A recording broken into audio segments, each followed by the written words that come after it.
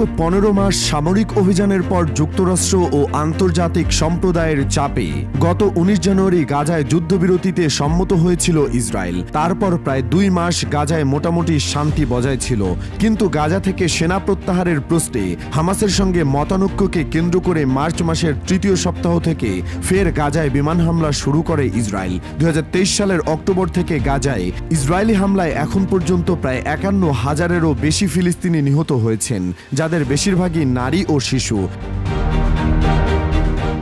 গাজায় চালানো এই নির্মমতা দখলদার বিমান বাহিনীতেও প্রভাব ফেলেছে। ইসরায়েলের দৈনিক হার্টসের প্রতিবেদনে বলা হয়েছে, সম্প্রতি বিমান বাহিনীর শীর্ষ কমান্ডার বরাবর গাজায় সামরিক অভিযানে আপত্তি এবং অভিযান বন্ধের দাবি জানিয়ে একটি চিঠি গিয়েছে এবং তাতে 970 জনের স্বাক্ষর রয়েছে। এই স্বাক্ষরকারীদের মধ্যে নিয়মিত স্টাফদের পাশাপাশি রিজার্ভ পাইলট ও সেনা সদস্যরাও আছেন।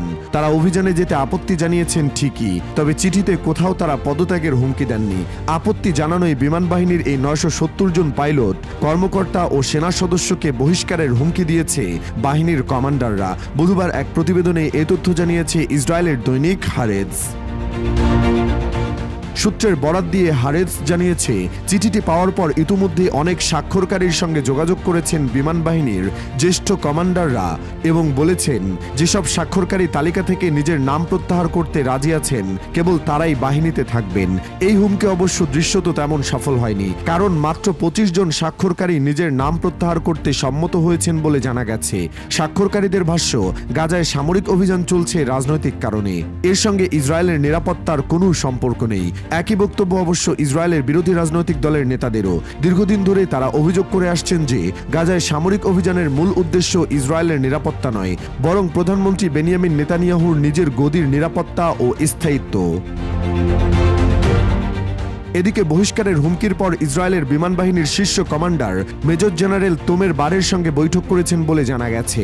সেখানে তারা এই হুমকির তীব্র সমালোচনাও করেছেন। সমালোচনার জবাবে আত্মপক্ষ সমর্থন করে শীর্ষ কমান্ডার বলেছেন, এটি কোনো শাস্তিমূলক নয় এবং যৌক্তিক সিদ্ধান্ত, কারণ যারা স্বাক্ষর করেছেন তারা অভিযানে তাদের দায়িত্ব ঠিকঠাক পালন করবেন কিনা তা নিয়ে বাহিনীর সন্দিহান, এবং যদি তারা দায়িত্ব ঠিকমতো পালন না করেন তাহলে জিম্মি মুক্তির ব্যাপারটি বাধাগ্রস্ত হবে।